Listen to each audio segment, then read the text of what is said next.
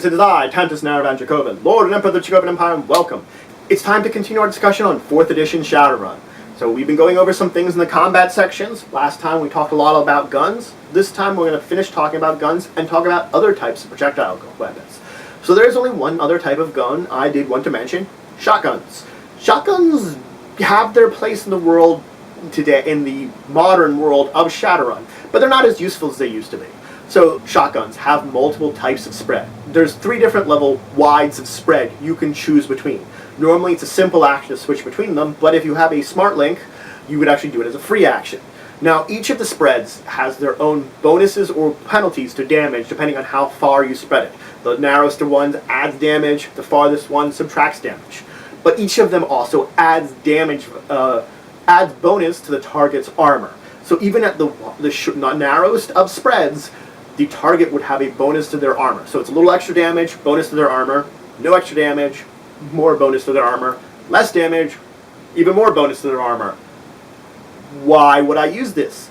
Well, the higher the spread, the target actually gets a penalty to their defense rolls. So sort of your trading off is it's going to be harder for them to avoid the attack, but on the other hand, their armor is going to absorb more.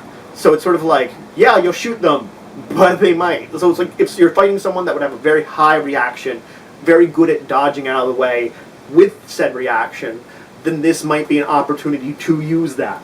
So let's move on and talk about projectile weapons. Now projectile weapons take a couple of forms. It takes the form of something like a bow or a crossbow, but it also takes the form of a thrown weapon, similar to a grenade.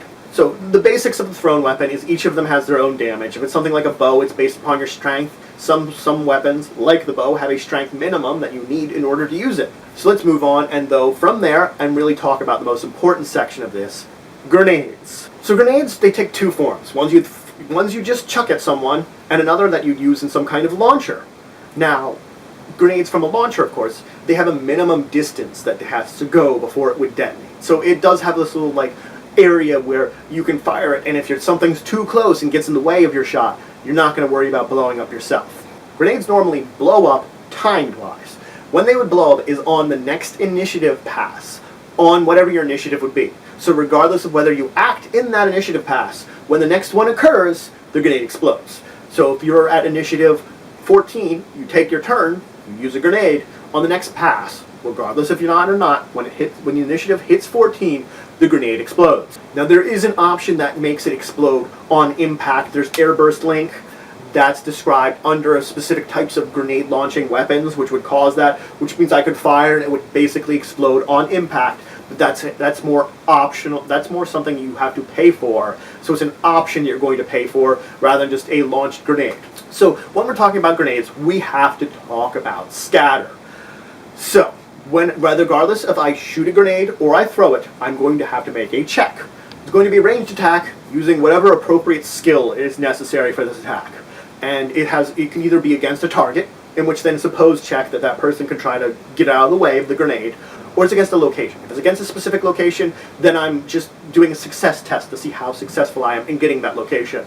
Otherwise, someone's dodging out of the way. So now that we've gotten the number of successes we have, the first thing we look is direction of scatter. There's a chart in the book that shows the various directions of scatter. Your game master is going to roll a d6 and see which direction it is scattering. And the chart will tell you from the way it's originally firing where it's bouncing off to. Now, if you determine the direction it's going, you have to look at how far it's going. How far the scatter depends on the type of grenade it is. Various grenades have an amount that they scatter depending on what they are. Ones from a grenade launcher act differently than ones you've thrown. Now, depending on your successes, reduces this scatter, reduces the bounce. So we already know the direction, and should you get enough successes, it could actually reduce this number to 0. So let's say if I rolled, and I'm only rolling a d6, and I determined that my scatter is 6 meters.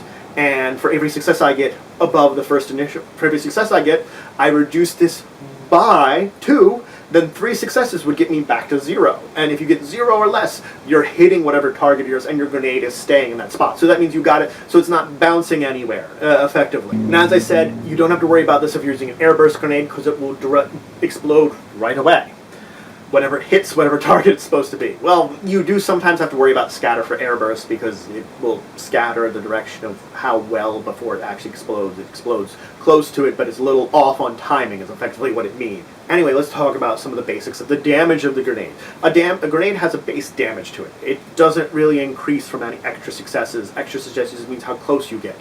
Most grenades have a damage that reduces based on distance, so how close you are to it means you might take less damage. So that's another advantage of maybe its scatter throws it farther, maybe I don't have any more actions to react to this grenade before it explodes. But on the other hand, if I'm far enough away because of the scatter, I'm taking less damage. Now, grenades of course are resisted by body plus impact, so that's figured out, and every success reduces the damage value by 1. Now, grenades can destroy barriers. Grenades do their damage to a barrier, and barriers have their own rules for being damaged. Should a barrier be destroyed, and let's say you're on the other side of it, the damage could still hit you, but you'd be adding the barrier's armor rating to your own. So effectively, yes, the barrier got destroyed by this, but whatever protection the barrier had originally, it would apply to you. Now, there are times where grenades could get even more deadly in a confined space.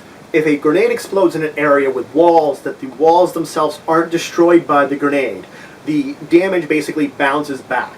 So think of it this way. If I get hit by a grenade and it moves towards me like 2 meters and does me, let's say, 8 damage, and then I've got a meter away from me is a wall. It goes another meter, drops to 7, hits the wall, doesn't destroy the wall.